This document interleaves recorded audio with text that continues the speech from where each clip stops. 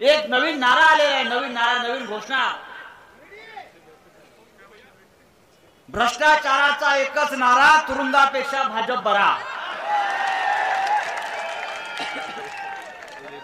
भ्रष्टाचाराचा एकच नारा, तुरुंगापेक्षा भाजप बरा। आज हा नारा अशोक चव्हाणांनी दिलेला आहे। अशोक चव्हाण आणि त्याच्यावर अजून काही 5-6 लोक असतील। काही वर्षापूर्वी या महाराष्ट्रामध्ये, या मुंबईमध्ये या देशातला सगळ्यात मोठा आदर्श बिल्डिंगचा घोटाळा झाला।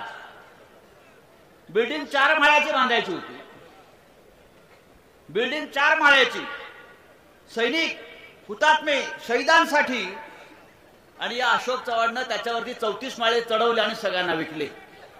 आणि भारतीय जनता पक्ष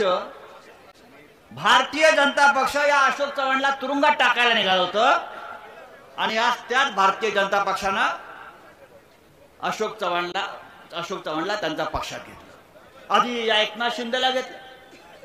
सिंचन घोटाळा 70,000 कोटी मोदी सांगतात, आणि 24 तासात अजित पवार भारतीय जनता पक्षात। म्हणजे या भारतीय जनता पक्षाला विस्मरणाचा रोग झालाय, आठवत नाही आपण आधी काय बोललो होतो, आधी काय केलं होतं, आधी कोणतं आंदोलन केलं होतं, कोणाला भ्रष्टाचारी म्हणालो होतो। हे सगळे भ्रष्टाचारी एकत्र घेऊन भारतीय जनता पक्ष स्वबळाचा नारा देत आहे। पण तुम्हाला मी आता उद्धवजीने मगाशी मला एक छान गमतीशीर गोष्ट ऐकवली। एक 2-3 वर्षापूर्वी नरेंद्र मोदी आणि अशोक चव्हाण किती भ्रष्टाचारी आहे हे नांदेडला येऊन सांगितलं। देवेंद्र फडणवीस सांगत होता अशोक चव्हाण किती भ्रष्टाचारी आहे, हे जरा आपण ऐका।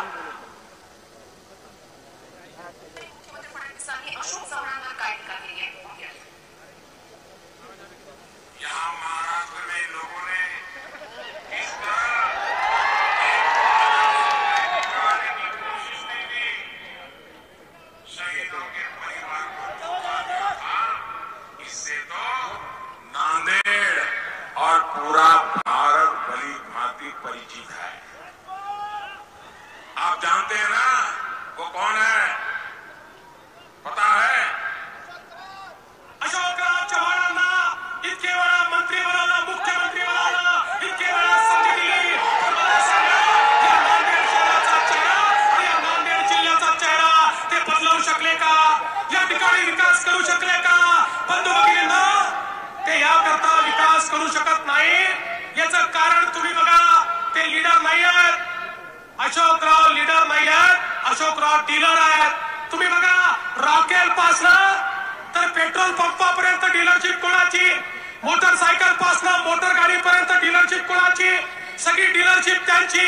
हे डीलर आहेत, हे लीडर नाही आहेत। या नांदेडला लीडरची गरज आहे, आणि या ठिकाणी लीडर म्हणून प्रताप पाटील चिखलीकरांना मैदानामध्ये आपण उतरवलाय। मला विश्वास आहे आता नांदेडला या ठिकाणी लीडर दिल्याशिवाय आपण राहणार नाही।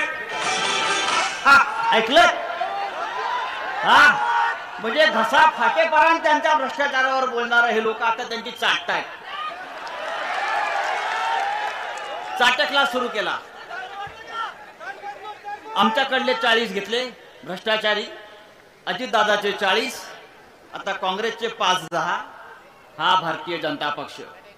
उद्या मला तरी असं वाटतं की राष्ट्रीय स्वयंसेवक संघाचा शाखा काँग्रेसच्या कार्यालयामध्ये होती।